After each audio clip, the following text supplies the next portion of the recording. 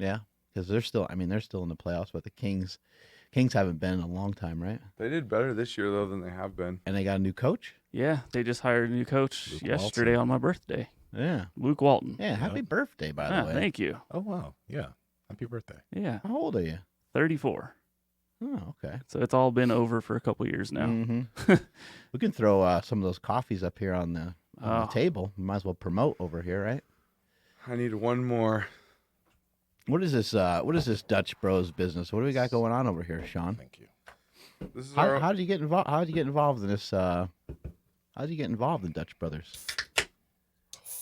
Oh yeah, sounds so good. So, growing up in Grants Pass, Oregon, it was my hometown normal thing. It was like Starbucks for us because I grew up with it. It wasn't weird or, you know, It wasn't different. Yeah, it was just normal. just what's there. Yeah. I always went there and hung out and was a customer, and the guys who worked there were super cool. They like had, you know, they were snowboarders and they were going to concerts, and all the girls were hanging out and they were making tips, and it was just it was the coolest job you could have in our little town that we're in. And so I always hung out there and was drawn to that energy and the music and that scene, but never worked there. And then went to play football for school, then got hurt, came home, and was going there every morning with my girlfriend's mom at the time, but now my mother-in-law. And they told me, you should work here. You're gonna like it. It's fun, and in that area, it's a good job. And so there's not very many openings that come up to where it was hard to get hired there because of the tips and because of, you know, that it was fun, and they really poured into their people, and it was obvious, like the culture was on point. And I was like, no, I'm going to go to school, and I'm just trying to recover from these injuries. And I eventually was like, okay, I'd love to work here. I don't really know what kind of time commitment I can do. And the manager at the time, his name was Shane, and he was like, I think you're really going to like it, and had minimal training. Our scene now is a lot different than those days, and started working, fell in love with it right away. Our co-founder Dane he'd come by every night on his way home to get milk for the fam, and started talking to him and became close, and told him my ambitions changed quick to stay and do this as a career and not do criminal justice anymore, not play football anymore. I just fell in love with it within a couple weeks. And so that was the beginning of me being a part, and that was in 2001. So by 2004, I opened my first shop in Woodland, California. Have you always been like driven? Have you always have you always been like so focused? Because it seemed like from the way you're saying it, kind of sounds like you've always been kind of driven towards just trying to be successful, trying to be better. Yeah, probably with sports, definitely sparked a lot of that in my life. Starting off with soccer and then eventually falling in love with football. I always wanted to be the hardest worker, the best player, the hardest hitter, the fastest. Like if I was a defensive end and I wanted to have the fastest 40, I wanted to hit the weights the heaviest, and that's just been in me. I think a big part of it's just my parents being hard workers, and just being raised in a really good home. I learned a lot about integrity and work ethic, and that definitely sparked something in me to where I wanted to be better than everyone else. Did either one of your parents, did they teach you anything about entrepreneurship, or was it more like just what they did? No, neither one of them were entrepreneurs at all. I was talking to my dad recently about doing like a lemonade tea stand at a park when I was young, and I would fix up bicycles and sell them, and I always had that entrepreneurship Trying in to me. hustle people. Yeah. I definitely, it was just in me, especially the entrepreneur side of it. I love business. I love trying to figure out the hard things. I liked asking questions. I was never afraid to ask a lot of questions, and I looked for people that did things well and became friends with them. It was like, what are you doing? How are you doing it? What do I need to do? What's the first step? It seems like a cool place to learn, especially all these things that you've learned, and now you have six Dutch Bros stores. Um, the environment, you talked a lot about the environment, how like they're cranking some music. You love the energy. I mean, that's the first thing that you notice when you go to a Dutch Brothers is it's just different. You're like, and it should be right because people at a coffee shop they should be fired up. But when you go there, you're like, wow, okay, like that was, it's more than just getting a cup of coffee. It's kind of an experience. But from an entrepreneur side of things or a business side of things, we are trying to create a culture that's so fun and that's so cool that we're hoping that you never leave. And that's what they did for you. Definitely. And it wasn't very hard to, they didn't twist my arm.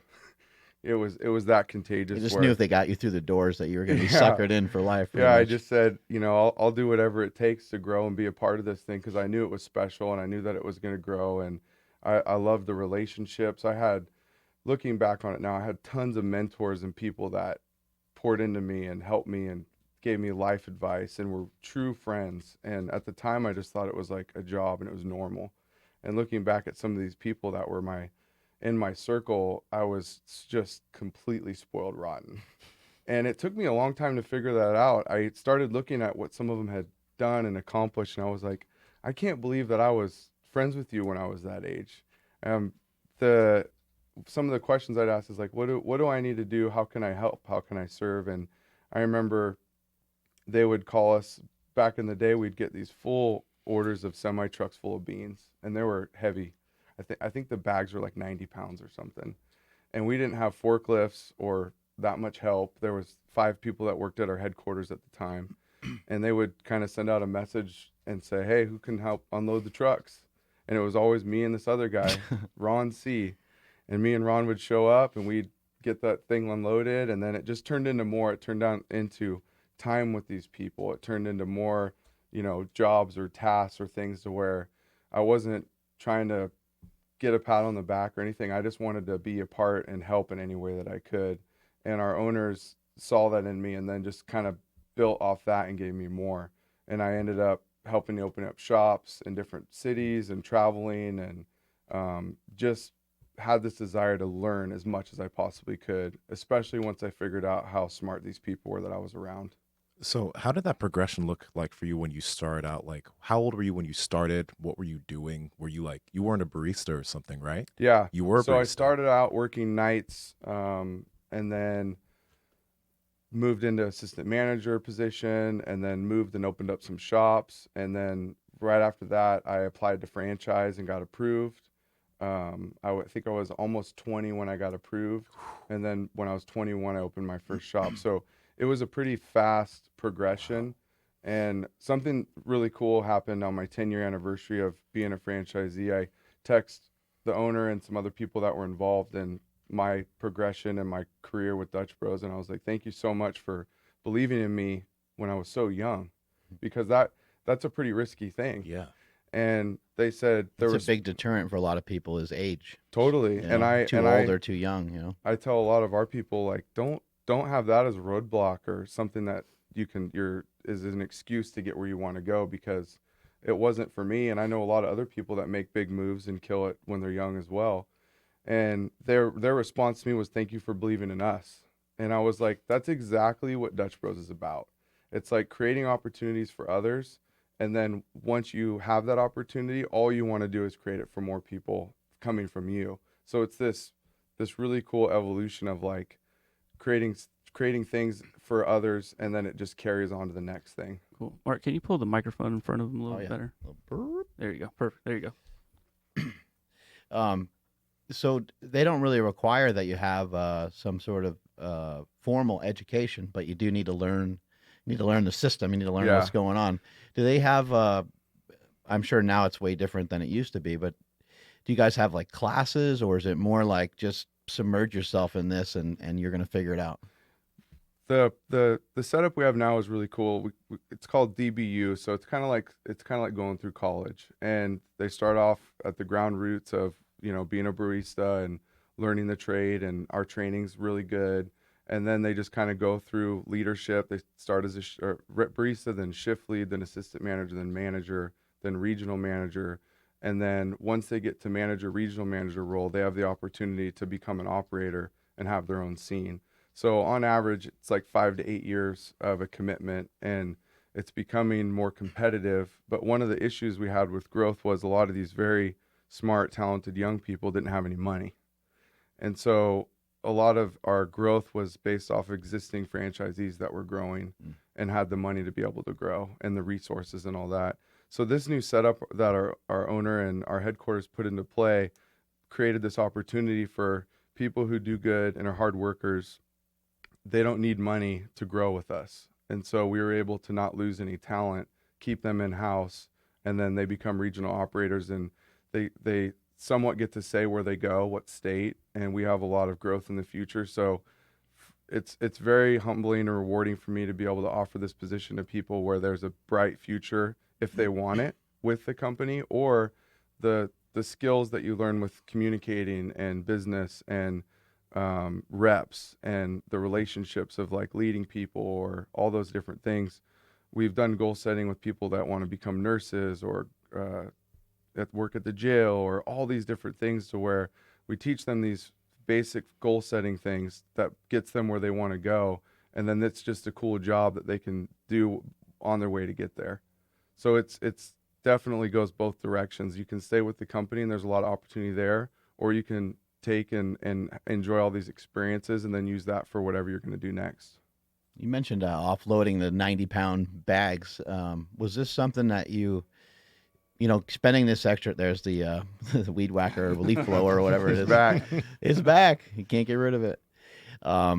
You mentioned unloading these heavy bags and stuff like that. Is this some stuff that you learned through your parents? Like, it's good to invest time in people. Like, good things will come from that. Or were you kind of thinking more like money, or are you just thinking like, I just need to be around these people, this is the right thing to do?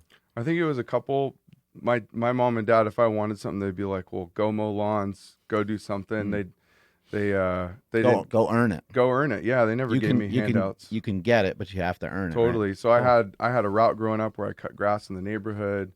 I did all kinds of stuff to earn money, yard work, stuff like that. And then with Dutch Bros, it was so attractive and so fun, and I knew I was learning a lot, that I just wanted to be around it. Like, I wanted to be around those people, and I wanted to be that guy that was dependable, that would do anything that they needed done, even if I didn't understand why or how, or it wasn't like a look at me type thing. It was just like, I want to be a servant, and I want to help in any way that I can. And it didn't matter what it was. Most kids that age, they're off, drinking or chasing girls, or like, how come you weren't off doing some of that stuff? I definitely think I stayed busy with the pulling extra shifts and working overtime, and also just the support group and the people that were around me were legit. They weren't wasting time. A lot of them were very driven and smart, and so those types of things. I did see that scene, and I didn't like it. I thought that it was dumb or a waste of time or too risky. I always look at risk and reward, and seeing that lifestyle of people that weren't going anywhere or that were making bad decisions or getting in trouble, I was just like, I learned young that learning from other people's mistakes is way better than learning on your own. And figuring that out, I was kind of sensitive to bad situations or people that made risky decisions, and I just stayed away from it. So there's probably quite a bit of that in your hometown, right? Totally. Yeah, that's like where I'm from. It's like that too, and it's just like I don't know. People are pretty negative, and I was just like, I don't think I want to be a part of that. So I always gravitated towards, I guess you'd say, it's like healthier choices. Things that were just a little bit better for me. Something I find really interesting is that a long time ago, when you and I met a million years ago, it seems like now, 15 years ago, probably something like that. Sometime in 2005 or so, right? Mm-hmm. At Body Construction Zone, where Super Training Gym was named Super Training Gym. Before Super Training Gym had a gym, it was just a team of lifters, just a team of fat guys getting together and lifting. And you and Ben Alderman came, and you guys lifted with the team for a while and stuff like that.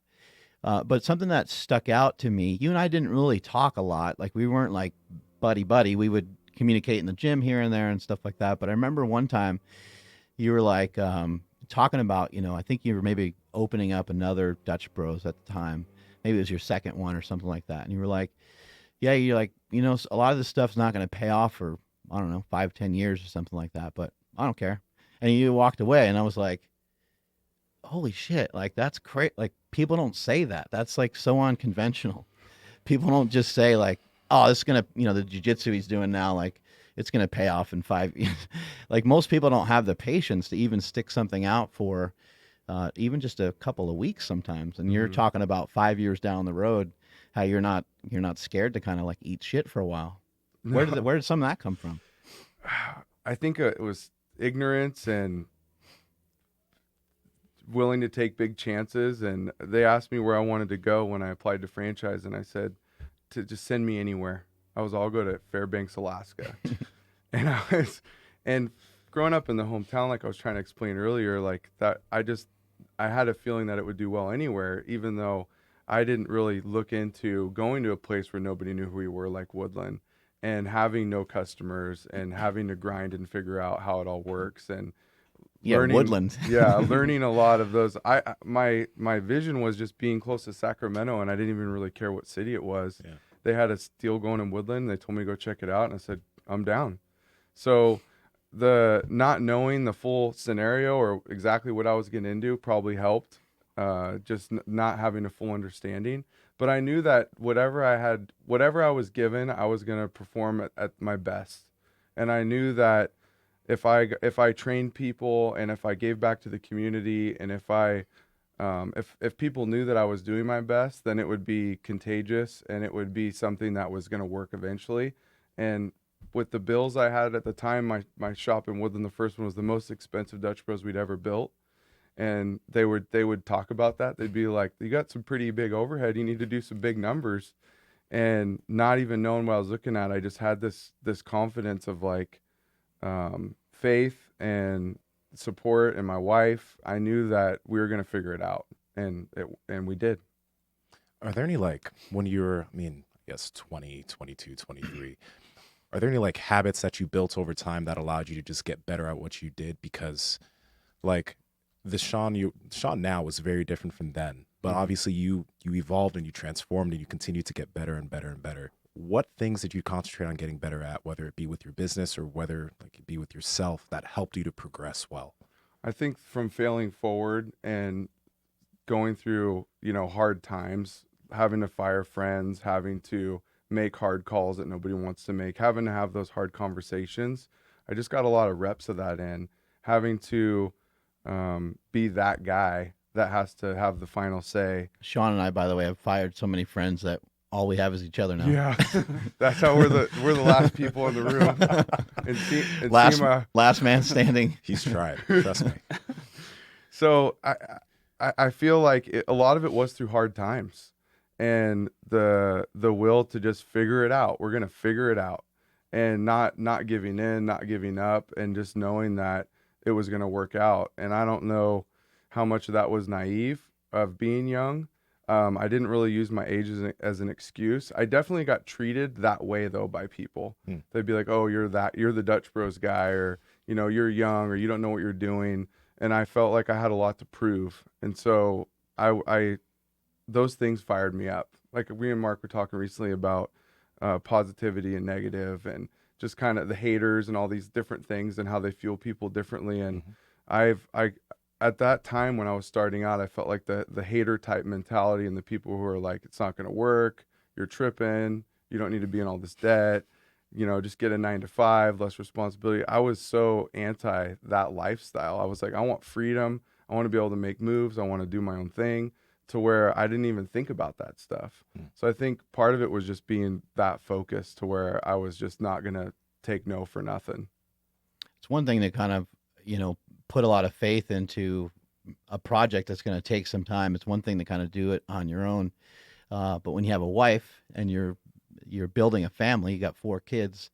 What was the wifey thinking this whole time? I mean, obviously, I'm sure she was, excited about the things you were excited about. But after a while, it's got to be like, hey, like, what's going on with this? It was hard. I remember a couple of stories. My gardener was like, "Hey, we should do roses in your landscape." I'm like, "All right, cool, let's do it." And I got the bill. It was like $1,500, and I didn't have $1,500 to spare. And I was like, I think I had to do like a payment plan or something with them. And I had different situations where we had like taxes and rent and all these things come out at the same time. And I'm like, I don't have enough money for payroll. And I had like eight or nine employees at the time. And I remember going home and telling my wife, like, we're going to sell your car. She was like, cool. Wow. Drove to Medford, Oregon that night, sold her car, went home and made payroll. And no matter what I've ever said or done, she's always down. And I don't even have to think about it. So I definitely have taken that for granted over the years, which I've told her. Did she work at Dutch Brothers too? Yeah. So when we first moved there, she was working at So she Gottschalk's. believes in the system. Oh, kinda. totally. I got it. She actually started working for Dutch Bros before I did. In junior high, she got to work at one during a summer. And then in high school for her senior project, she did Dutch Bros as her senior project. And her mom and dad were regulars from the beginning and knew the owners very well. And she kind of grew up at a Dutch Bros stand. Yeah. So there's a lot of really cool history and roots of them having a relationship with her before me. But the being down and maybe not understanding why it's happening or what's going on, she definitely like there's crazy stuff that happens. And I always think that I've seen a lot of stuff, and then something will happen tomorrow where I'm like, nope, I haven't seen a lot of stuff. Did she ever ask you to get a real job? Nope. She was fully sending it. Yeah, we were fully committed to make it work. And I think that's part of it too, that focus. It's like we didn't have any outs in our brain at all. So you got 4 kids. How old is the oldest one? So 10 is Zoe, Maximus is 8, Stella's 5, and then we have a 1-year-old boy. So we have 2 boys and 2 girls. Man, that's a lot to manage, and 6 stores. 4 kids and 6 stores. You don't have a lot of time on your hands. What is something that you kind of learned recently? You know, you and I have been training together for the last like 8 weeks or so, and it seemed like you were on a path with doing jujitsu for a while, and you were doing that religiously for a period of time, and then you had kids and you got other things going on, and then maybe you let your fitness fall to the side for a little bit. What's something that you've learned now that you're gaining some of that back? I'm not afraid of very many things, and I injured my back about 10 years ago, and it just messed with me because I was in bed. How'd you hurt your back?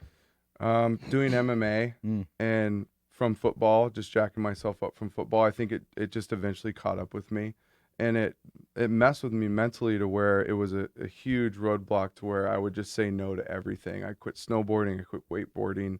I was picking up grounders at my son's baseball practice one night and hurt it. So I got to the point where I wanted my mind to be sharp and I wanted to be able to work, but I didn't really care about my fitness. And over the years, one thing I've had to do with leading people is taking away their excuses. And I meet with Mark to hang out one day, and immediately he took all my excuses away to work out. And I'm like, this is what I do. And now you're messing with me. And my Took wife, your excuses and threw them in the garbage. and it took 30 seconds. My wife, she works out every morning. She goes to CrossFit at 6, and I hang in with the kids. And then when she gets home, I get ready and go to work. And I'm like, see you at 4 a.m. Yep. And I just said, okay. And you were like, all right. Very reluctantly. That's what happened, though. Yeah, it is what happened. Has there been any type of change now that, I don't know how long you've been more active than you were before, but has there 8 been weeks.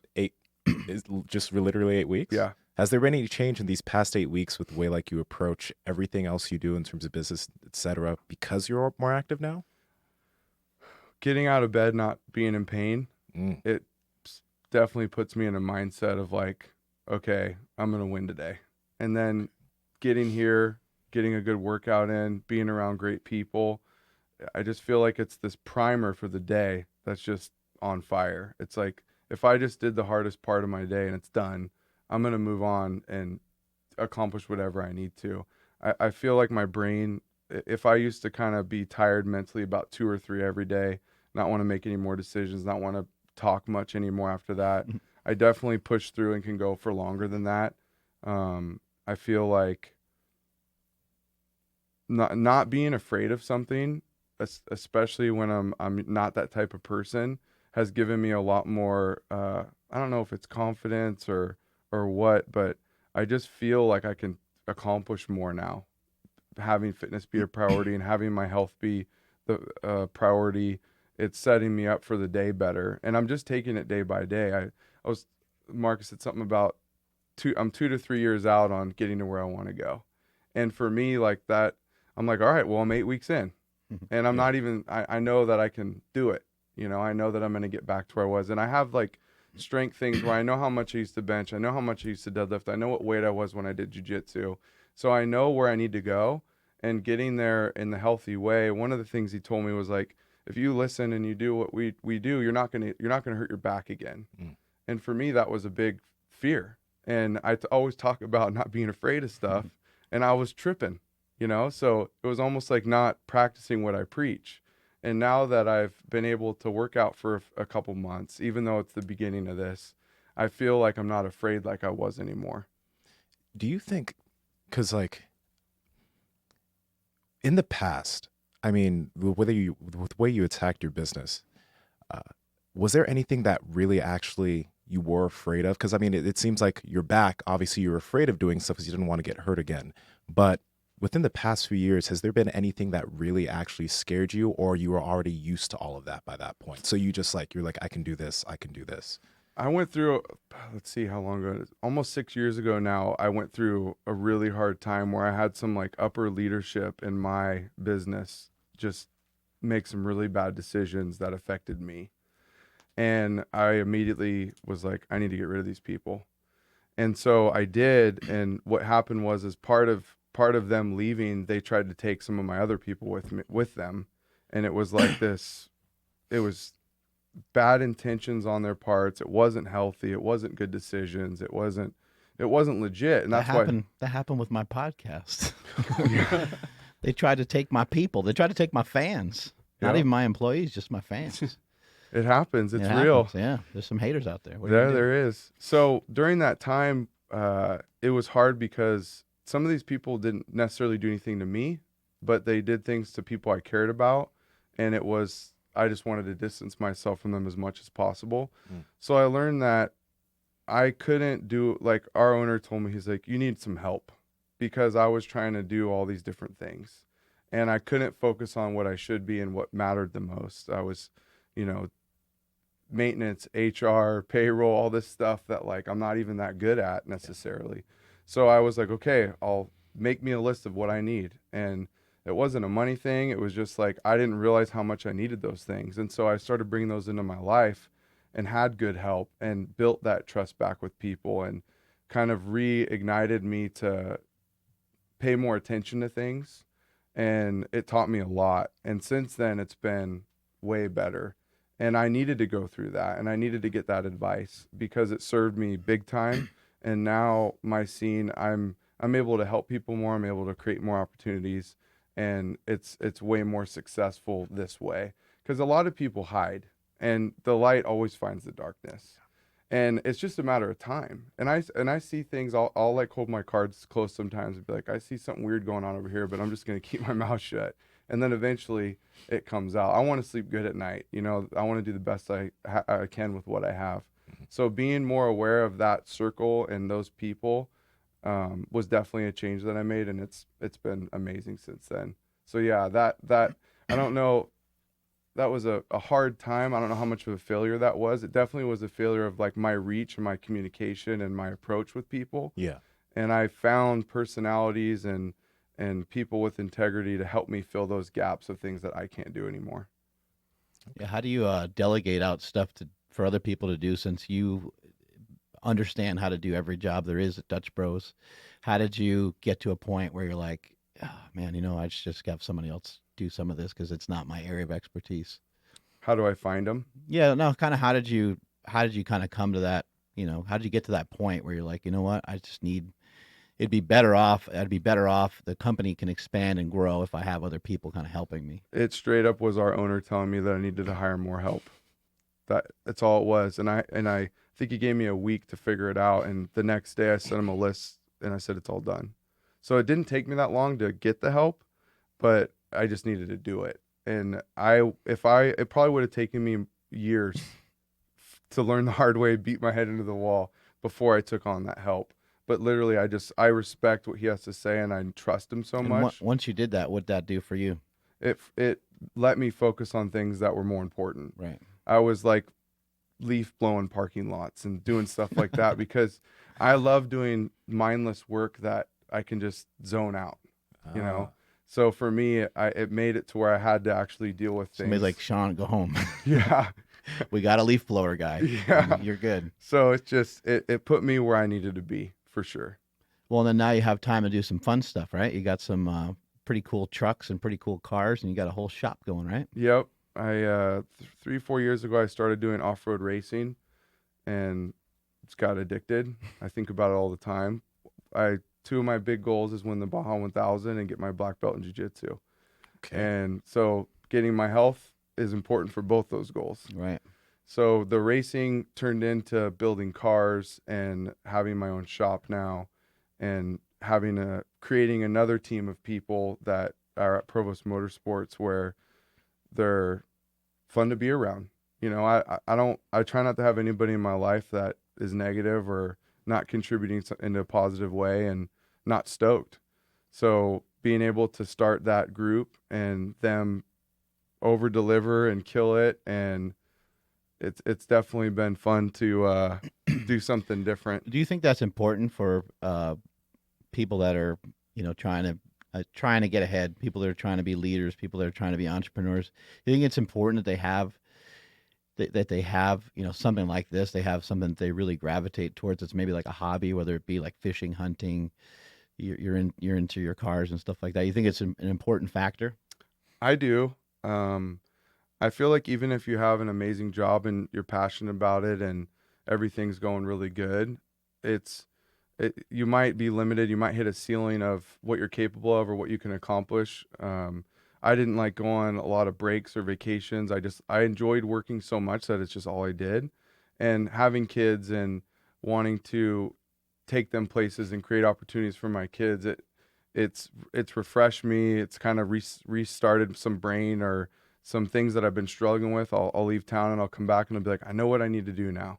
Right. So kind of energize you. Yeah, kind of knowing that I need those breaks, or that the racing's an outlet, and the building cars is an outlet. Like, to me, it's just so much fun, and I'm so passionate about everything that I do that it's easy to not do things that I don't want to do, because I have so much amazing stuff in my life that it's easy decisions to make. Have you always been into cars?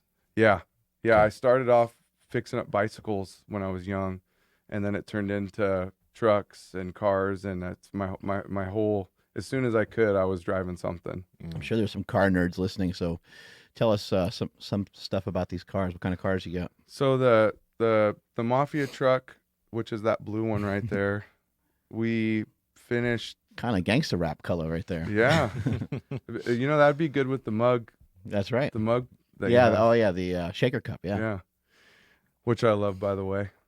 The Put it right on Mafia the hood. truck did well in the show scene, and I got invited to go to Japan to the Moon Eye show, and they shipped it took a month to get it out there. You And did a press conference, right? yeah, we got to. You said you were totally unprepared. You Oh, didn't know man. they were going to be so excited, right? Yeah, it was a trip.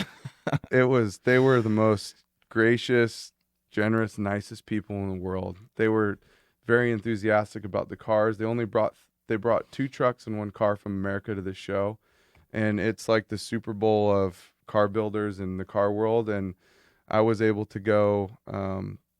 The guys who helped build this truck were incredible. South City Rod and Custom and Joe Capani, and they've built a lot of amazing cars, and they helped me with this one. They helped me finish it.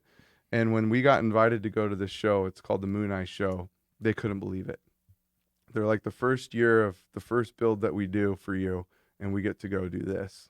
So then coming home, and I like to design. I like the creative part of a build. I know what I want it to look like.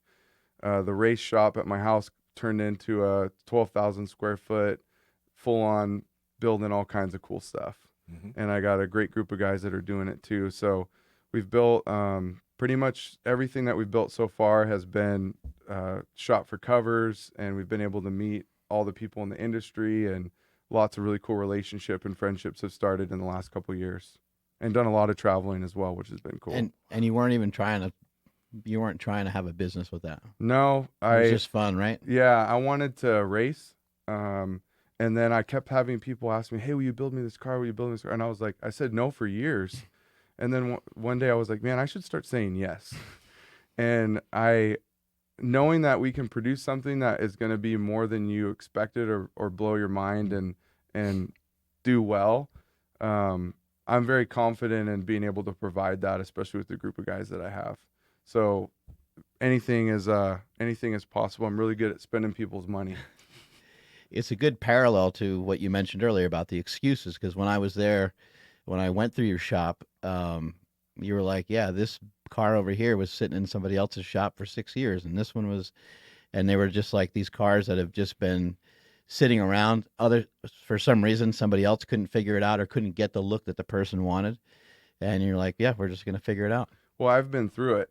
I've been that guy that has been taken advantage of, or that didn't get what he paid for, took too long, or got lied to. And it got to the point where I found a few people that I trusted that did good work. And then eventually we kind of all came to the conclusion of like, why don't we just all come together and do this as one shop, and being able to offer that to a customer where I can guarantee that it's going to be perfect and it's going to be what you want or more. I went through those bad experiences, and so do so many other people, to where to be that shop and that guy, it's really easy to get really good customers that are looking for that. They're not trying to get like a deal or something for nothing. They like know that you have to pay for good work, and they're not even tripping about it. Yeah, that boat that you showed us, what the sound system was like over 100K or something, right? Yeah, there's some wild stereos and lighting and all kinds of stuff that we've been doing. Yeah, it was. We listened to your favorite song, Wrecking Ball. But that worked way better than the rap song, right? It worked. Yeah, it was good. It was crazy though. It was like just vibrating the whole damn building. Yeah, that much. one's gnarly. Yeah, it was pretty crazy. At this point, do you find that is there anything you're doing that you don't really actually want to do in terms of like work or just like anything in general? You're just doing things that you like to do. For the most part, I get to do exactly what I want every day, and I love it. Yeah. I mean, there's things that come up that suck or that I don't want to do, but I talk a lot to our people about having hard conversations, because most people don't like those, and it's awkward or uncomfortable. It's usually not as bad as you think it's going to be, but if you can be honest and real with someone, especially some of the younger people that I talk to, they'll be like 19, 20 years old, and we'll talk about something, and they'll be like, nobody's ever said that to me before. I'm like, what about your parents? And they're like, nope. And they're like, they're things that you need to know, or you need to learn, or they're going to help you. They're going to serve you. And it's so weird that I'm privileged and blessed that I can be that guy for them. But it's so crazy that some of the youth is not set up to win with good information. Sometimes, like, you have these parents who either not there, or if they are there, they want to be their friend or their homie. They don't want to be their parent. But I feel like I'm like this second step of parenting, where they come into my world, and I care about them, and I care about their goals and their health and making good decisions. Like, we've had some of our kids make super bad decisions, to where I want to be protective, but I can't control their decision making. But at least I can be like, hey, this is probably a better idea, or I'm try to listen well, to where they just want somebody to talk to. A lot of them will be like, man, that was so cool. Thank you for everything you said. And sometimes I'm like, I didn't say anything. Yeah. They just wanted to have somebody that was listening to them. So being able to be in that spot, I feel very, very blessed to be that guy, even though it might be a hard talk. Yeah. And because there's probably a lot of like college age kids listening to this, 18, 20, 21. And you said you were a criminal justice major, but you didn't end up even going towards that. You ended up doing what you're doing now. So is there any advice that you would have for like a guy or a girl that's in college right now, and they're doing something and they don't know if they actually want to head towards that? Is there anything you tell them that they should probably be thinking about to help them out? I would try to get some reps in it and see, do some ride-alongs like in that situation, or ask good questions, or talk to somebody who's been doing it for like 30 years and be like, what do you think? Is this something that you would have a blessing on me to do this?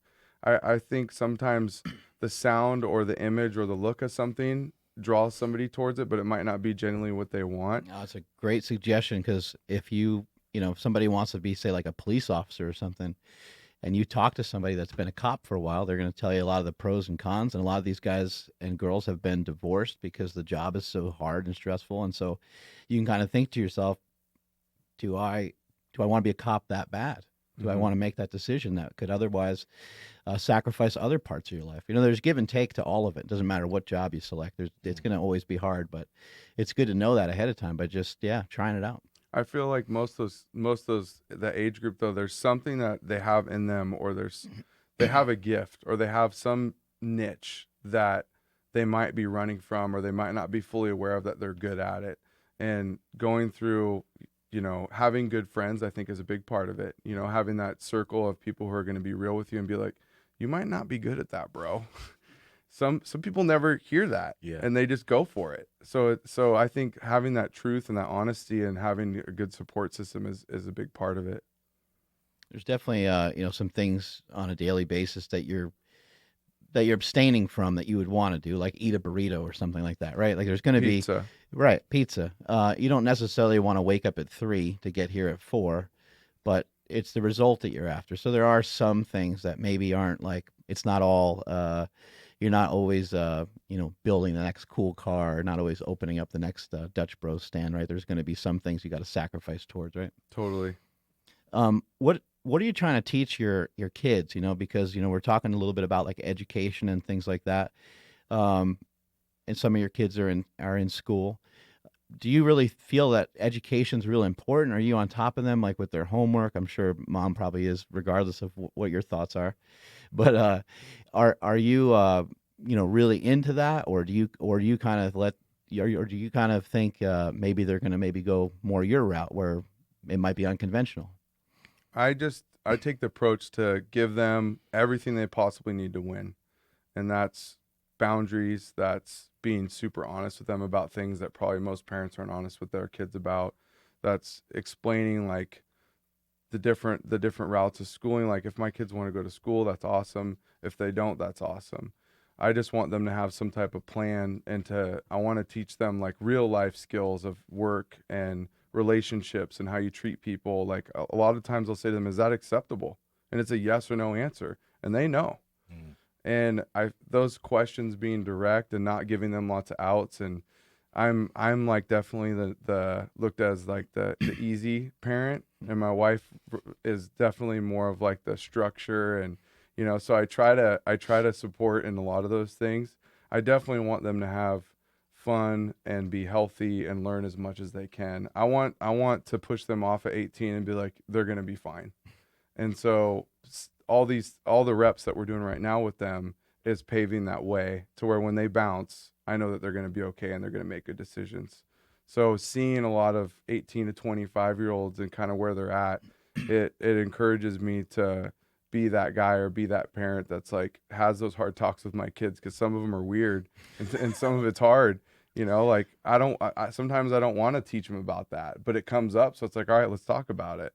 So I feel like they'll come to me with stuff, or my wife, and be open and honest about it. And I want to keep that going to where they're not being shady or hiding. Like my 5-year-old was lying recently, and I'm like, are you lying? And she's like, yes. And it's like calling her out, and keeping it real. I feel like with our kids, if you ain't got nothing to hide and they're aware of that, then they don't either. And so some of those things might be difficult, but they need to get done. How do you know when to push them into certain things? Because I think it's important that kids try stuff, and if you just allow them to kind of just do their own thing, a lot of kids will just choose to play video games all day. So how do you kind of toe the line there between like bringing the hammer down a little bit, forcing them to do stuff? How do you work that? I feel like my kids are very, I don't know, they're smart, and I don't force them to do things that they don't want to do. I explain to them practice and what it all entails, but they all do an instrument. They all do some type of sport. 2 of them are in jiu-jitsu. Is that something you guys made them do, or they're just... No, they just showed an interest in it. Right. Some things, like my son did soccer, he didn't like it. He doesn't play anymore. Right. So I'm not like jamming things down their throat. So it's good to push them towards something, let them try it, And then your belief is to, if they don't really enjoy it, then let them do their thing. Totally. And it's been pretty smooth. It hasn't Yeah. been an issue. So I don't, It's the same with my kids. I was, Jake played baseball for a little while, and he was like, I don't want to play baseball anymore. I was like, all right, well, we'll finish out the season because you're on the team, and Yeah. you can't just, pull out of Totally. this thing mid-season like this. But, yeah, if you really don't want to play, you don't need to play anymore. like Move on. my son and daughter, the older ones, they were riding bikes and running and walking fast. And my 5-year-old does not want to ride a bike. And she just wants to walk or whatever. And my older kids are like, you got to learn how to ride a bike. And she's like, no, I don't want to. So, and I'm cool with that too. I'm not like, you have to take your training wheels off and do this and do this. I just try to take each kid as their own person and not compare them or be like, well, they did this, so you need to do it. And with the bike thing, I'm like, I don't care. You don't need to ride a bike. You know how to walk. That's cool. Yeah. Yeah. And eventually they'll probably be cruising down the street on a bike when they're 9 or 10 anyway. Totally. It won't really make any difference. It sounds like in Dutch Bros you ended up having a lot of great mentors, and one of them being the person that started the business. What are some things that you've learned from him? Oh man. Some of the topics over the years have been repetitive of kind of like our values, but they bleed into so many different things. One of my favorite things that Trav says is the magic's in the details. If you look at the details are what set you apart from other things, like thinking of your jiu-jitsu and your approach, it's totally different than what other people are doing that are your size. But it's a detail that you paid attention to, and now you're getting after it. So to me, like a detail is an edge. And a lot of people do is they might do as good as they can to get by or do what everyone else is doing. And with details, it's like cleanliness. It's your how you present yourself, your clothes, is your hair messed up? Do you have good hygiene? There's all these little things that come up where it's like it's details. And to me, that's one that stands out. Another one is our core values are speed, quality, and service. And they all kind of go together. You can't just do one really well. You have to do all of them. So we have enough going on to where it could take my lifetime to improve in all these different things. And there's enough on my plate of things that I need to do or that I want to get better at that it's always going. And so a lot of Dutch Bros things are simple, and it's about taking care of people. It's about giving back to your community. It's about being understanding of things and being there in a bad situation. And so for me, I'm very drawn to being a helper or trying to be, I guess, anything I can do in situations, I want to do it. And it's contagious. And I learned that from being around all these other people that I get to work with. And so I don't think that there's like this complicated, formula that we have. It's very simple, but it's being simple. It's not complicated. It's not confusing. It's easy to follow. And if you just tell people, be good to people, make their day better, smile, hook them up with a coffee if they're having a bad day, if something happened, like there's all these little things that are looked at as not normal, but they should be normal. Like I always have people, thanks for being honest. And I'm like, is everyone else not honest to you? It's just weird that like it's easy to stand out and it's easy to serve and do good because unfortunately there's people that don't. So it's a bummer, but we want to be that guy. We want to spread that light. Coffee's just part of it. Our drinks are just part of it. Being able to be like the highlight of someone's day or really listen or really be a part of a conversation and know their dog's name or whatever it is, those little details mean a lot to our customers, and they know that, and it's real. It's not like fake. It's not like robotic. It's very authentic. And that's we asked all of our people, what do you want from us, as a company moving forward? And one of the things they said they loved about us is how authentic we were. And I think that if you look at your values and your core values, that's one of ours. That's pretty cool. I think when it comes to details, I do think it's important. As a kid, you have kind of certain beliefs. I used to kind of think like this doesn't matter, that doesn't matter. But as I gotten older, I've kind of recognized like it actually feels good to care about everything, at least a little bit. Maybe some things matter more than others. It's going to be a priority list that you have. But yeah, taking a shower, like, it matters. It's not necessarily about you, your smell or whatever. It's more about you just taking care of yourself. You doing what you were supposed to do, when you were supposed to do it, and probably when you probably didn't want to do it. Mm-hmm. Those things are really crucial. So, hygiene, just those little tiny details end up making a big difference. I've noticed in the long run. One thing that's unique about your position, which I think is something that doesn't get talked about enough. So people want to go to these leadership things, and they want to learn from like the best. And they want to learn from people that have made it to the top.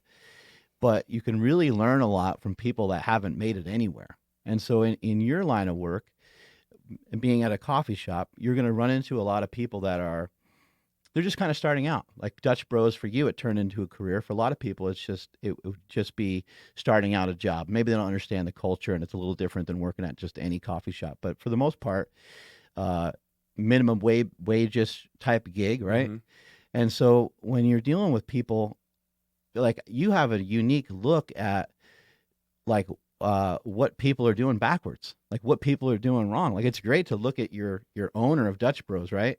That's awesome to look at him and be like, holy shit, man, he really started something. But look at these people that are failing to like keep their job, and you're trying to lead them.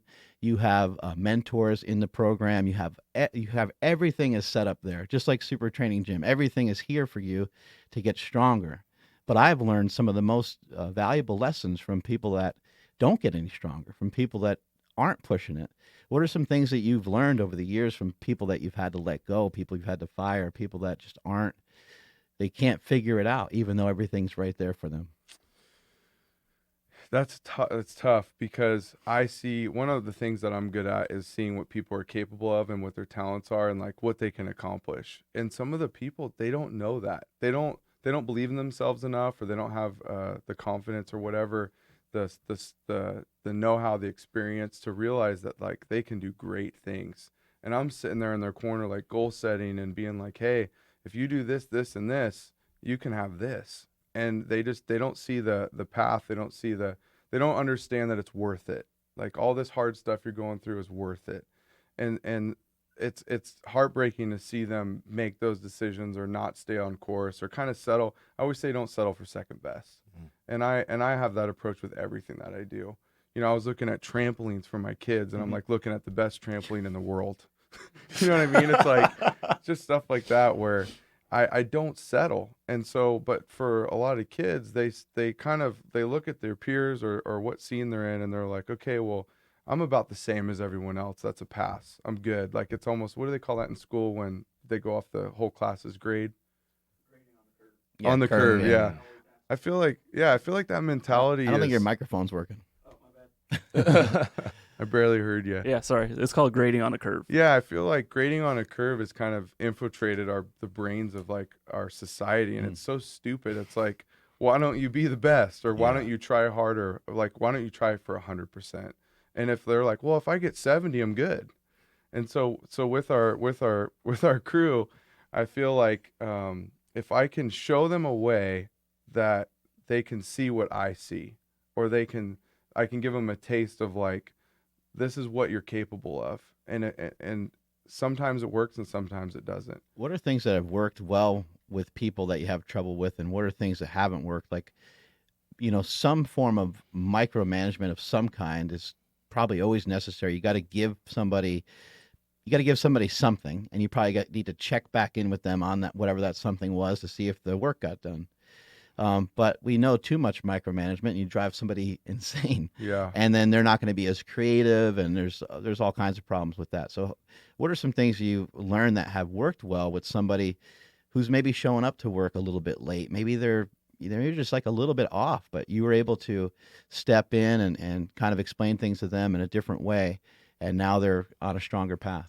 I'll try to ask good questions. Like, do you like working here? Yes. Do you see that we care about you? Yes. Why aren't you showing up on time then? Because everything we do decision-wise and meeting-wise is all based around our customers. So what I'm protecting and what my main job is protecting the customers. And then secondly is protecting my people and setting them up to win. So if somebody messes with the customers, I like get like a warrior mentality where I'm like, you mess with them, you're gone. And it's very black and white for me. I'm not a very emotional person, so those types of decisions are pretty easy for me You to made a make. mistake with a customer. That's it. Yeah. Yeah. And sometimes there's grace. I feel like we definitely err more on the side of grace than we should at times, if that's real.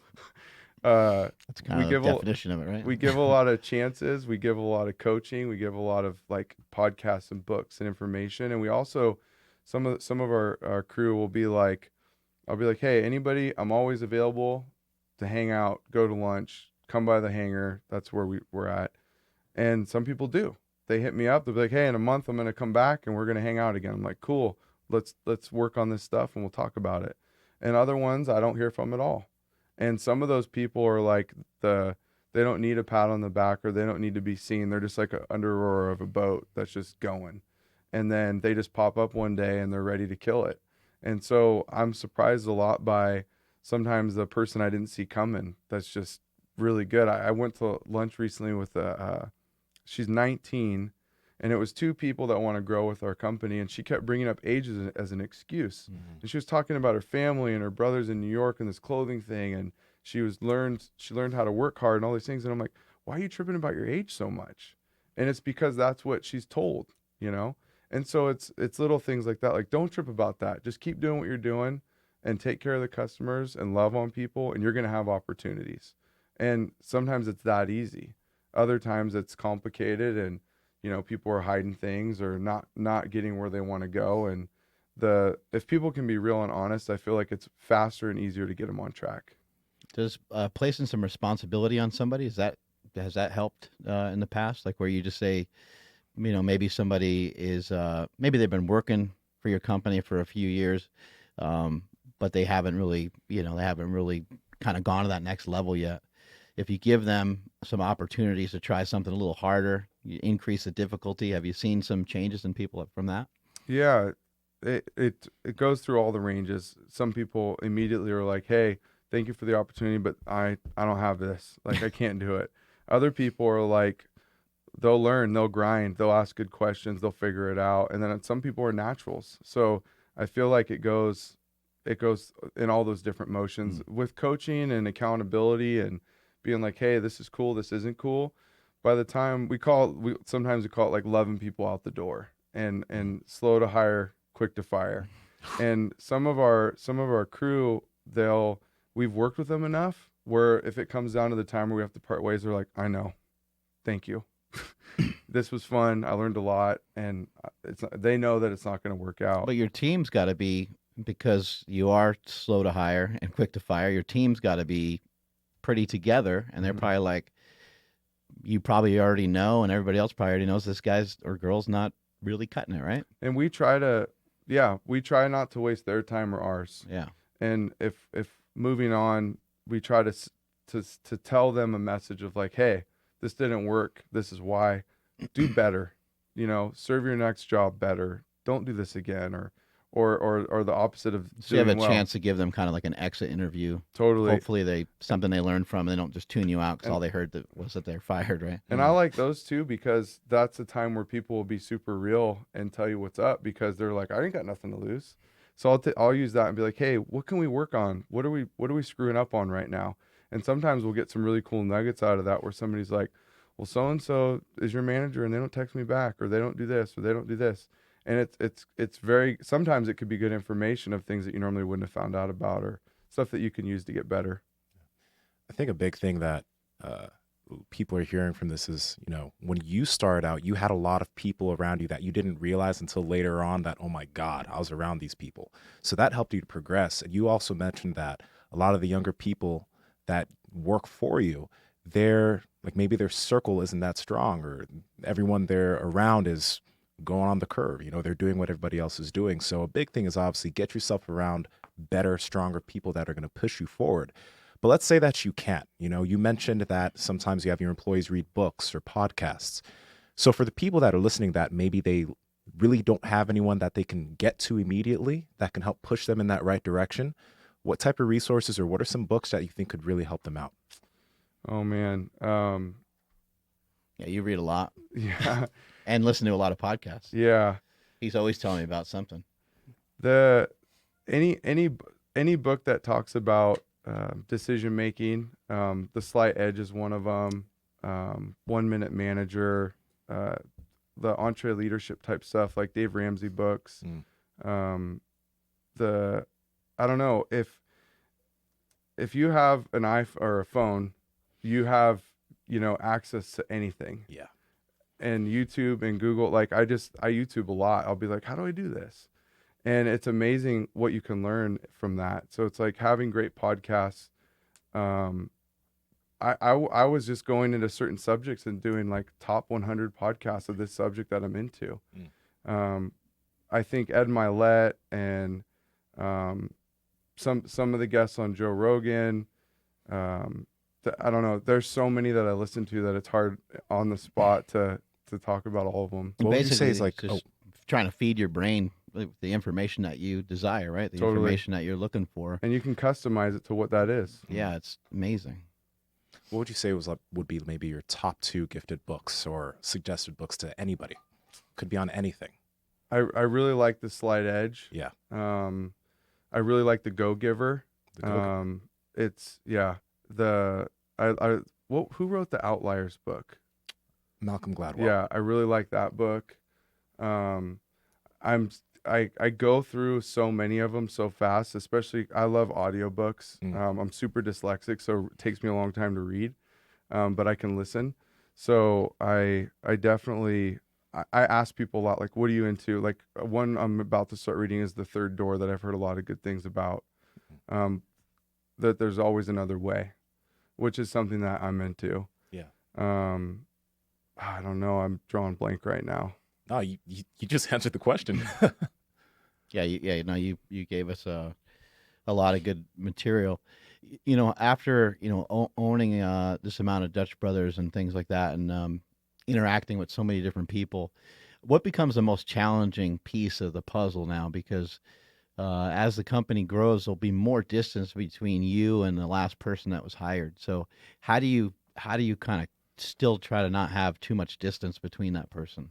I really try to stay connected and tight with our managers and regional managers to where, because you have a few hundred people, right? yeah, we have over 200 now. Yeah, that's a lot of people. And we're always hiring and growing. Trying to stay connected with the managers and the leadership. They're in it. They're, in working shifts and with the customers, and they know what's going on. So a lot of questions I have, I just go to them and I'm like, what do you think about this? And I try to get, and also with like other owners and other operators, I reach out to them as well. So I try to find at least 5 people to ask questions to get as much information as I can. With our crews though, they're tight, and it's easy to figure things out or change on the fly, or you know what I mean? Like they're very adaptable to their situation, to where they're cool with change. They want change. So if we're trying to update things or I'm trying to figure out a better way, they're very open to figuring out that with us. So that's not really very hard for my scene. Do you have events and things like that? You have gatherings where people get together so that you can interact and stuff like that? Yeah, we do food trucks, movies, trampoline, or the Mojo Dojo place. You guys got to check that out if you haven't been there.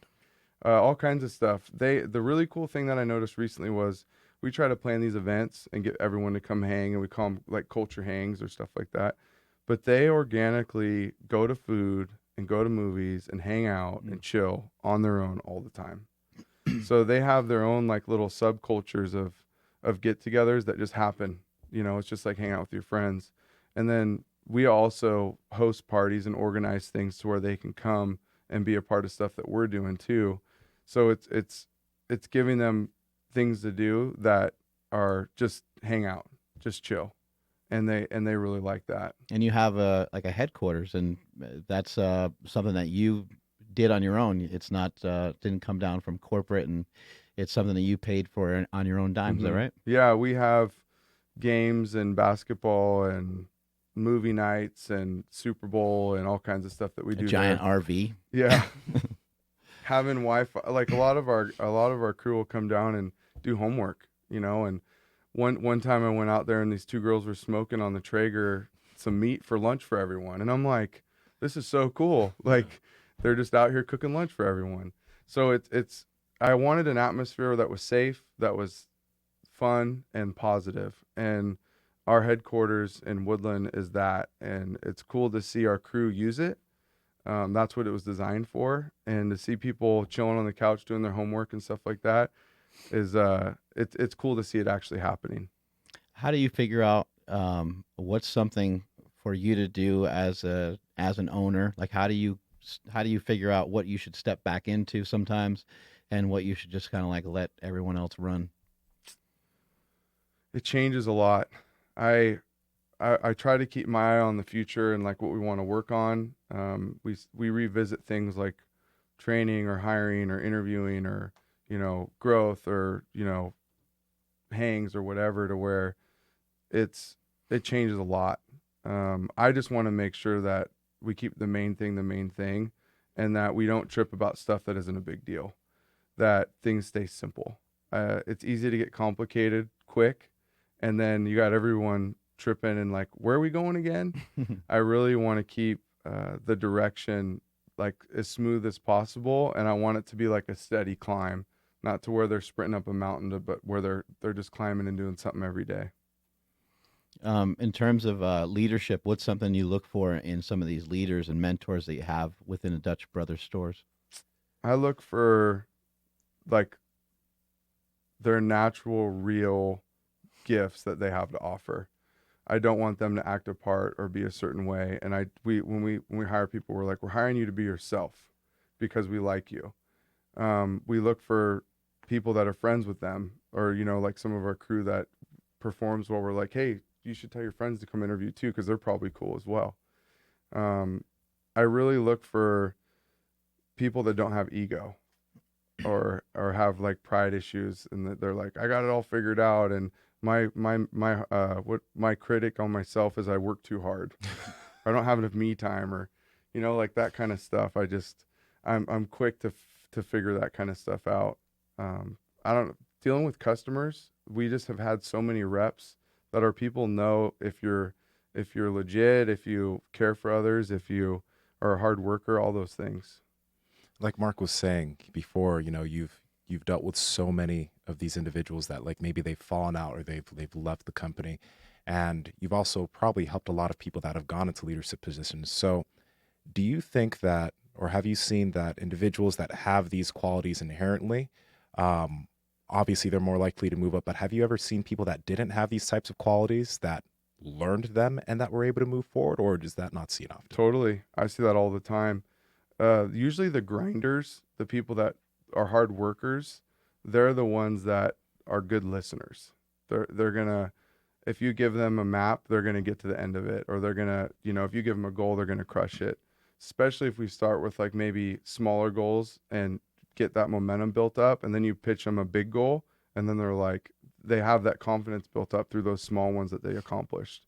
So I've seen both those spectrums of just like natural just leaders, and I've also seen people start to surround themselves or look up to their manager or their regional manager and ask good questions and then listen. Like a lot of our messages is not it's not super difficult, but it's one of those things that happens over time and through experiences. And so if they get in enough of those experiences, they know like how to handle that situation better next time. And if they do it and they keep improving, then they can reach the same things as well. It's one thing to get better at something you're already like halfway good at. You have some discipline in some areas. You're mentioning these people that work hard. What about change? Have you really seen some like drastic changes with all the different people you've worked with? Have you seen someone go from being lazy, from not showing up on time, from someone maybe just like not doing stuff that even just vibes with you in general? Have you seen somebody go from that to making a complete change, or is that something you haven't seen? Yeah, I've definitely seen that. I've seen people will imitate or want to be like their leader or their circle, to where like if we have a manager that like is into gaming, a lot of the people are into gaming. If we have one that's into working out, then they're into working out. Or it could be the opposite. If we have one that's into raging and partying, they're going to have a crew that likes to party. So finding those leaders and them being legit kind of is a trickle down effect of the crew and those people. So it's a similar to thing as your circle and who you're looking up to and who's that curve. How are you grading yourself? It's, to me, that it reminds me of the same thing. How do you stay, fresh with the information? You were mentioning the books, and then you were mentioning listen to podcasts. And what's this thing down in San Diego about that you have your whole company is basically going to, right? We're going to the summit, Entrepreneurship that Dave Ramsey's putting on, and it has all these amazing authors and business people and leaders, and it's a really cool event that they do where you learn tons of information and you got to take notes because you can't take it all in one day. But Dutch Bros is always trying to find that edge or that tool or that thing that is ahead of the curve or coming to where we're current and with technology and how fast this world's moving. And if we don't have the Wi-Fi fast enough and all those things, we're always looking for, that advantage and being able to bring that back, refine it and, or not, and then be able to give that to our customer base or our crew it's bigger than just us trying to learn more. It's what can we give that's like the best of the best to our people that is going to set them up to win bigger than they would have without that information. Something that you mentioned about this podcast, which I thought was really interesting, is you said, "Do you think people are getting it?" I don't know. I don't have the answer to that. But when you suggest some of these readings and you bring some people to some of these seminars, do you feel that this younger audience, because I think the people that you deal with are pretty young, do you feel they're absorbing it? Do you feel they're getting it, or they're maybe not ready for some of the information that they hear? I think the majority is yes. The majority of them want to. And even if they don't, at least we've sparked like a seed or a beginning of like, hey, I've heard about that before. Maybe when I'm older, I'll look into it. Maybe when I grew up, when I'm like 30, I'll start looking into that stuff. So I just want to be able to give the opportunity or the information and then do what you want with it. Yeah, there's something special about hearing, 50 different people, whether it's writing or podcasting or in seminars, say 50 things that are basically the same thing, just said differently, right? Mm-hmm. And then you kind of like nudge people and be like, see? Totally. Kind of encourage them on some of those fronts. We have a lot of really cool relationships just in house with owners and with long-term friends, like to where the being honest is like, hey, what do you think of this idea? And they're like, no, dude, that's dumb. Or yeah, let's do it together. It's kind of like everyone will support and do something, or we won't do it, or we'll try it and it didn't work and we'll change it. So it's like having the courage to do something weird or new or different, but also having the smarts to ask enough people or to kind of have a group decision of like, no, that's probably not a good idea. So based with like that information of those types of, podcasts or leaders or people we look up to, and then having a good relationship with people to ask those questions too. Like, hey, Gary Vee said this, it's crazy. What do you think? And I'm like, yay or nay, and that could change, but it's like, at least we have those type of support system in our corner. For you, because you picked up jujitsu again recently, right? I heard you mention that you did it back in the past and now you're doing it again. Mm-hmm. What's it been like picking up something totally new that you're horrible at? Because I think for me, like, I was doing lifting and I was doing a lot of things that I was fairly decent and comfortable at. I didn't feel the push, but when I picked up jujitsu and I sucked and I was getting beat all the time, it really shifted my mind in a way. So what's it done for you? Well, it was really humbling just because I'm so out of shape. But the first couple workouts with Mark, I was like, I can feel my heart beating again. So it's like I went from being, doing nothing I was in really good shape to nothing for a long time. So the jiu-jitsu was really hard. I could barely drive home after class. So getting back to having a full, hour class or whatever and feeling okay, like those are some of my goals moving forward, is like be able to do well through a whole class, to where before, like, we did a situational thing where we started with someone's back and all we had to do was finish it, and like that would normally be no big deal. I couldn't choke this guy out, and I had his back. Yeah. You know what I mean? To where it's hard because, you know, like in my situation, I know what I used to be able to do, but it's not very relevant right now. So I'm baby stepping it, and I'm being humble, and I'm like I'm starting over basically. And so I know what I'm capable of, and I know what I could build back up, but I'm doing it at a slow pace basically. But if it gets me where I want to go, I'm cool. Yeah. You got to talk yourself out of those excuses, right? Yep. How have you talked employees down from excuses? How have you been able to help them kind of manage maybe the different excuses? You mentioned I kind of took away some of your excuses. How have you done that for other people? One that's a trip is I'll ask them, like, what do you think needs to happen, or what moves do you need to make to get there? And they already know the answer. And then I'll be like, that's a good idea. And they'll be like, oh, thank you so much. And I feel like a lot of people know exactly what they need to do. They just need a nudge in the right direction, or they need like somebody to be like, yep, you're right. And a lot of times it's not me coming up with something, or it's very basic, or a small change. It's not like something drastic. I've noticed that when you do stuff like that, sometimes the person will they'll even show so much anxiety. You know, their voice will change and how they talk will change. You say, you know, okay, Mark, you know, what do you think are, you know, 2 things that we can do differently to make this easier?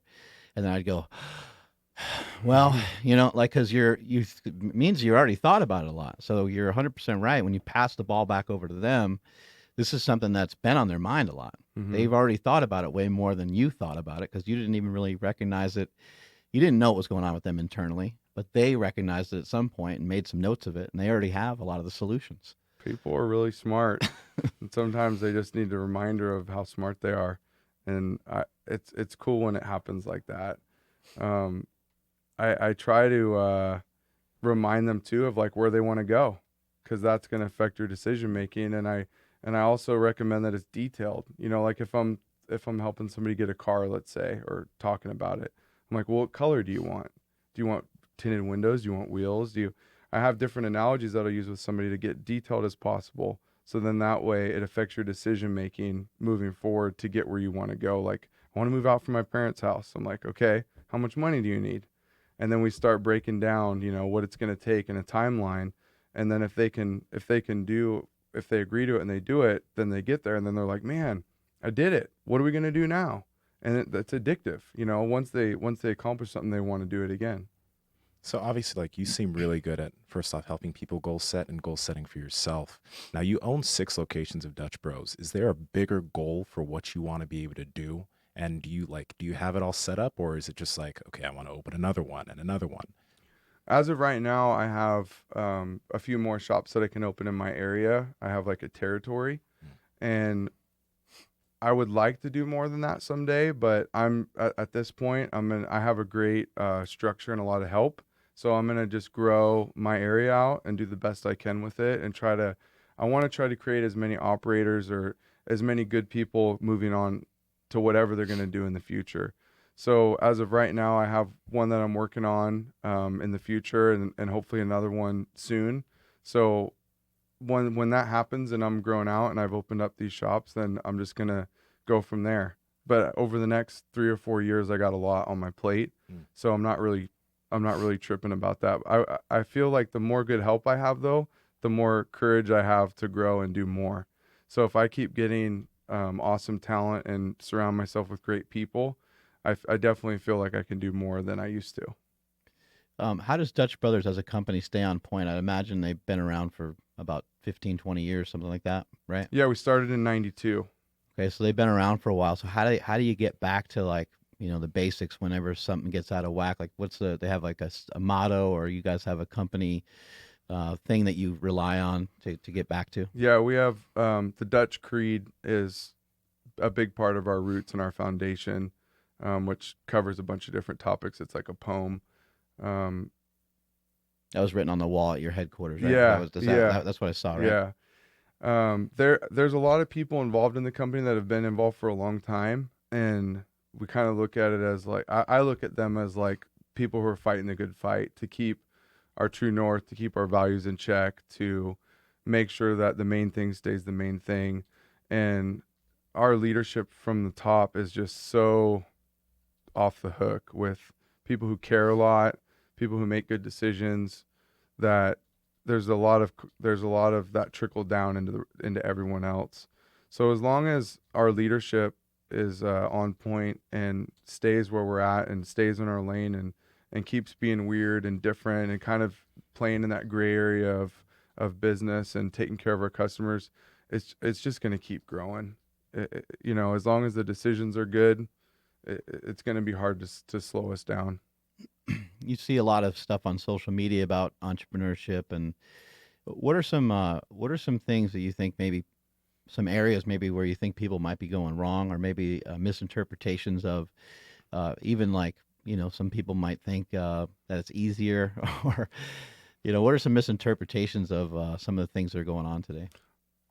A big one that I see is everyone thinks it's fast, Mm. or that they can cut some corner, or they can trick someone, or it's the time is there and it's real, and you gotta put in the work for a while, and having things be like, all right, I'm investing this now, but I'm not going to see it for 10 years. We live in this space where everyone wants it now.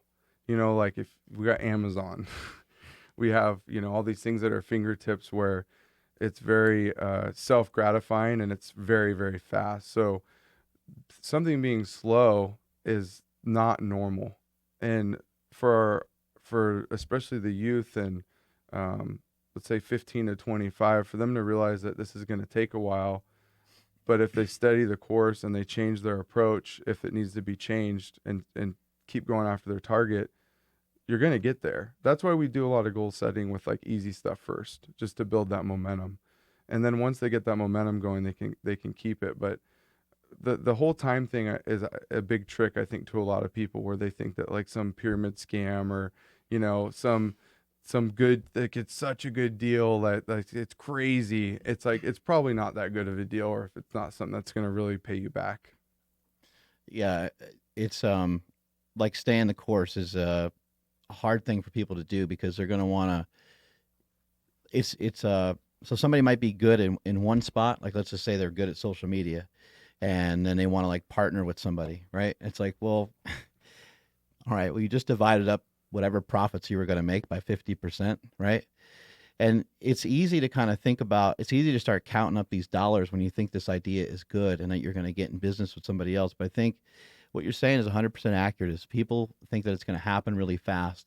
And they also think that they can kind of pass off the buck. They can pass off the work. And the only people that can really do that are people that have already executed business really well. So you, where you're at now, you could do that with a different business, and you could open up some other things, and you could figure it out. You could figure out some shortcuts just because you've already paid your dues, you've already navigated those waters. But I see a lot of people doing that. They think that this thing's going to be a great idea, and this thing's going to, you know, really be great. And then 3 months, 8 months, 2 years down the road, they're not with that company anymore. They're not doing the same thing anymore. They're not as excited about it because now it's got chewed up because they took on loans or took on a partner or something like that. I myself have never taken any loans, never, you know, never had a partner in anything other than it's Andy and I, much like you and your wife, I'm sure. Mm-hmm. How about for yourself?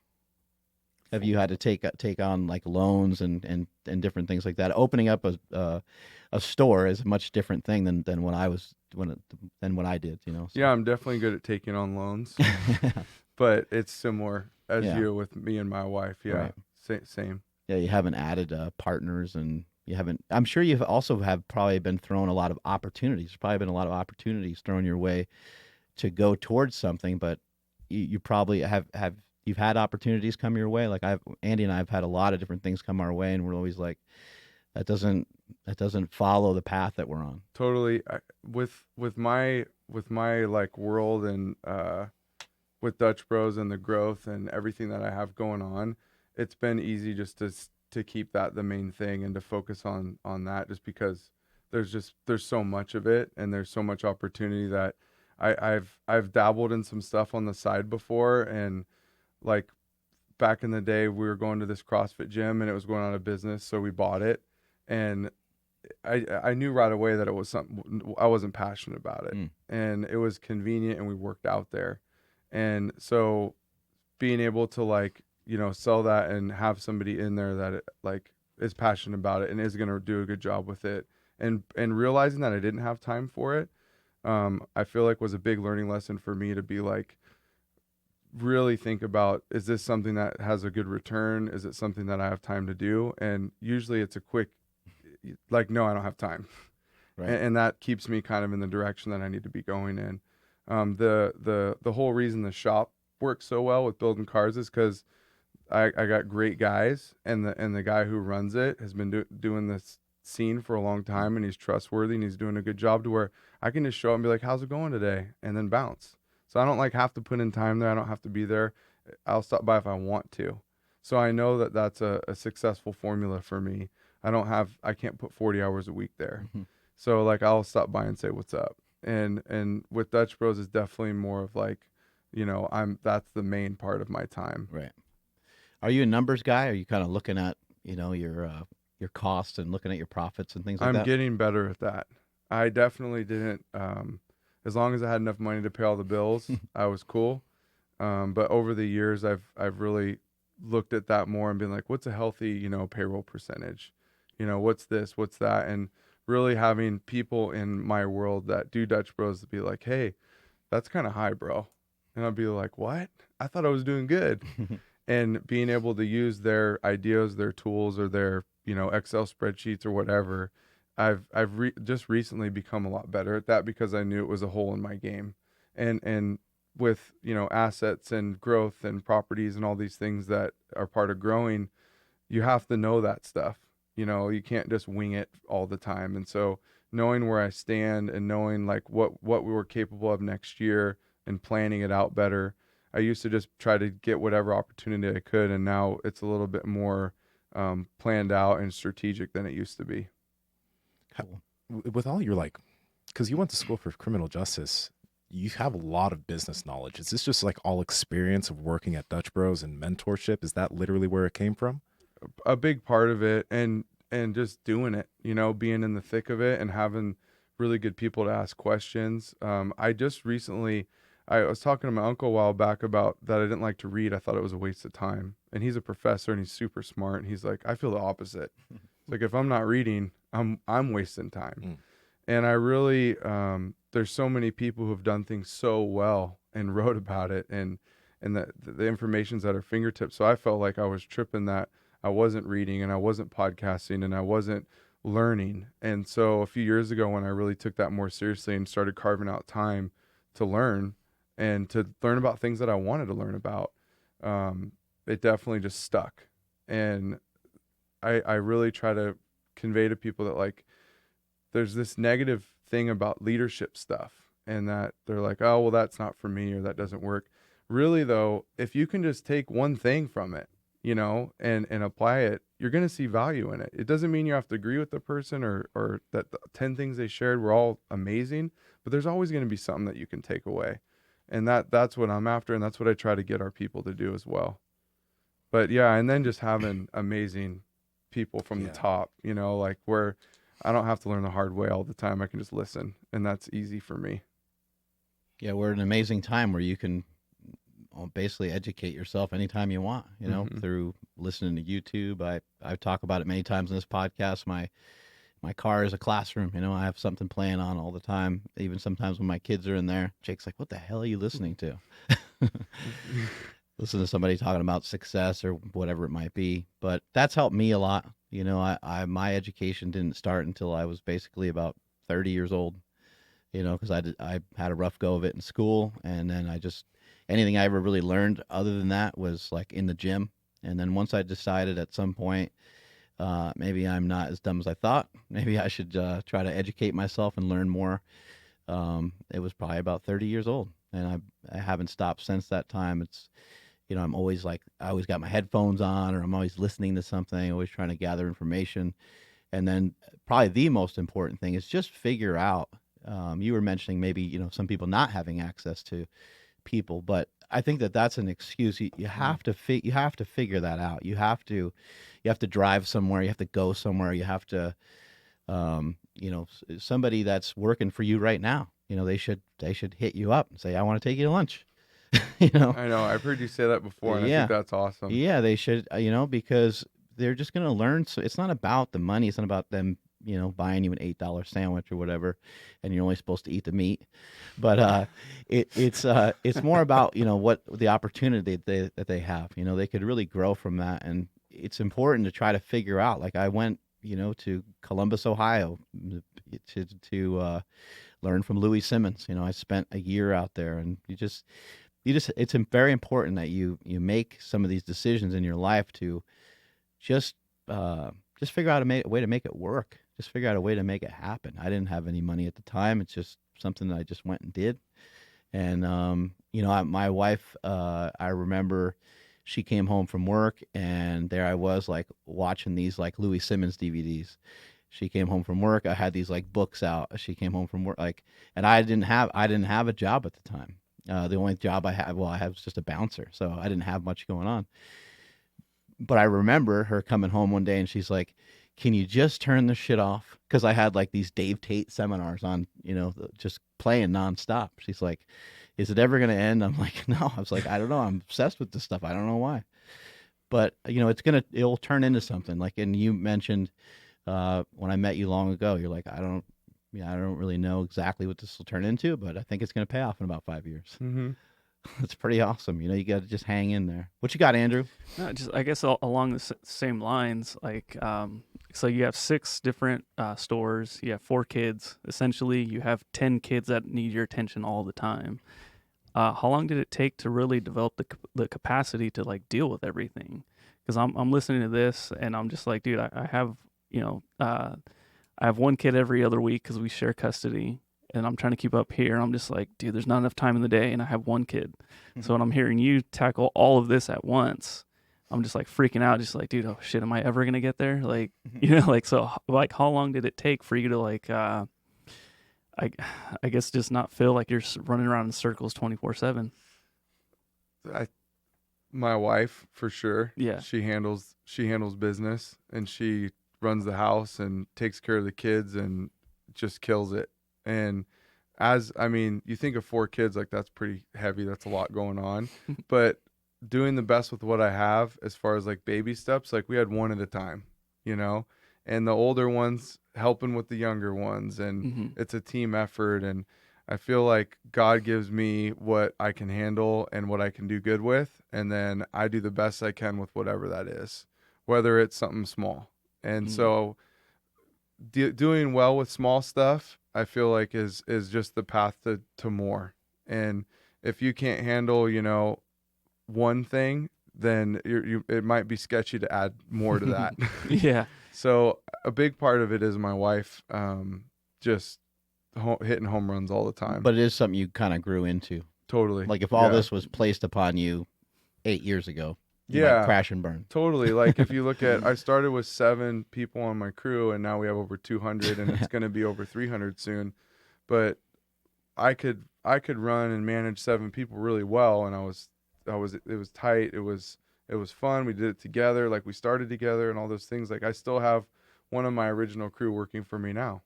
So it's like having those experiences is like the baby steps, like I definitely, it took a long time to get where we're at, but I had great people to help along the way.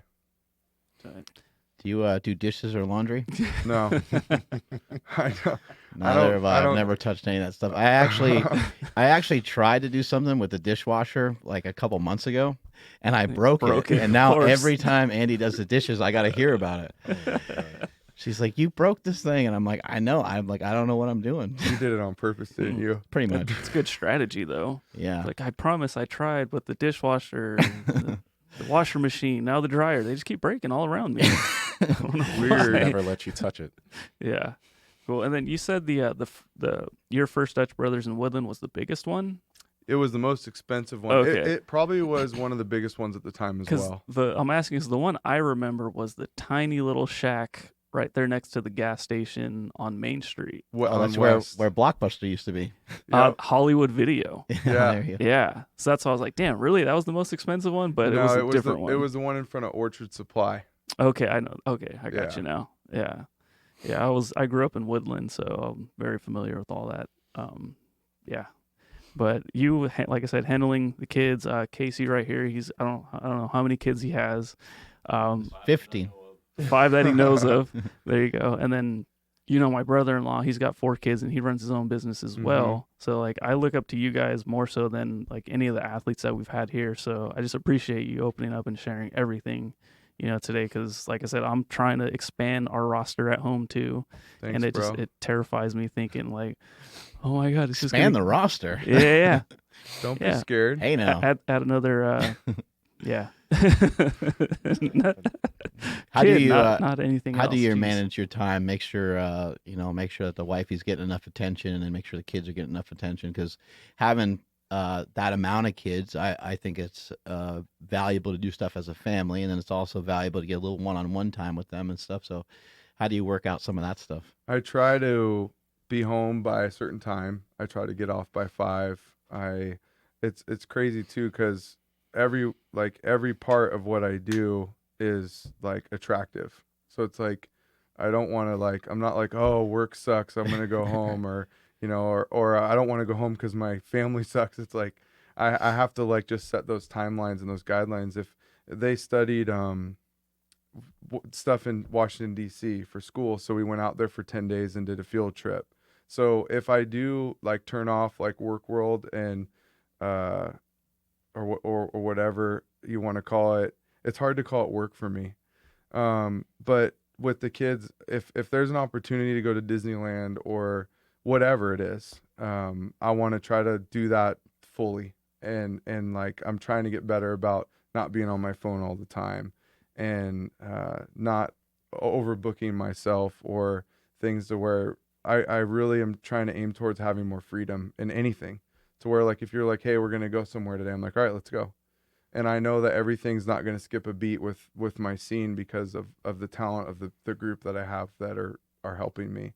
So with the kids, especially, and my wife, I want to be I booked out for the first time. I wrote my schedule out from now to the end of the year. And I was tripping out. I'm I'm through December have stuff.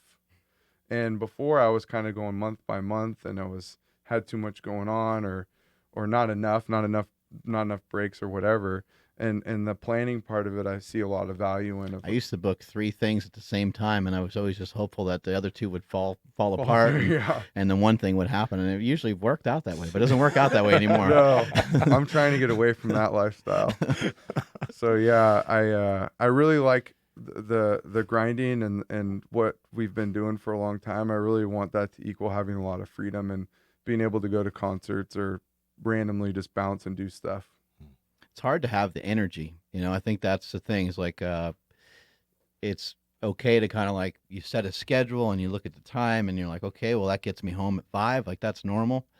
But then if you got your ass kicked that day, if it was a really tough day, then you being home is not as valuable, so so people that are listening to this, it's important that you maybe just have some days, you need to recover. Mm-hmm. You need to have some days with just lifting. Obviously with work, you can't just periodically just take a day off if you're kind of in the mix of it. But that's when you can utilize the weekends to your advantage, or whatever days or times off that you have. Because I think, I've done that before, where I schedule a lot of stuff and then I get home and it's I don't really have time to really do much with my kids. I'm dead, So over the years I've learned, and that's gotten to be a lot better. Anything else? All right. Well, that was awesome, man. I really appreciate you coming on the show, and it's been fun working out with you the last couple weeks. Since we've known each other for a long time, I think I'll turn it over to you if you have any questions for me or any questions for Nsima, who's been banging on that jiu-jitsu lately. I want to roll someday when I'm ready. I was gonna say, I'll be the referee. Yeah, we got to choke each other out sometime. Yeah, that'd be great. I just have to say how grateful I am for relationships and opportunities and my health. I'm very grateful to you to help me with my back. And this place is amazing, and what you offer your people and the world to come live for free. And I just think it's awesome, and I feel like it's so cool how things work out and how relationships are, and I never take anything for granted, and I know you don't either, and I'm excited for the future, and just thank you for having me. Yeah, we haven't talked, we haven't really hung out or talked in years, but he was listening to the podcast, and then was it Wayne or Wade? Wayne. Shout out to Wayne. Yeah, shout out to our boy Wayne. I was just in Davis, and I was filming something for Instagram story or something. I was talking about being outside of Phil's, and then he showed up. He's like, "What's up, man?" And I haven't seen him in forever. Mm-hmm. And then he kind of got you and I kind of reunited again. So yeah, it is great to have you back in my life, and it's good to have you around. And it's fun to train with you in the morning, and it's fun to just be around somebody else that just knows bullshit when he sees it, knows excuses when he sees it. And so it's fun trying to mentor somebody that mentors so many other people. So it's a cool opportunity for me too. All right, strength is never weakness, weakness never strength. Catch you guys later.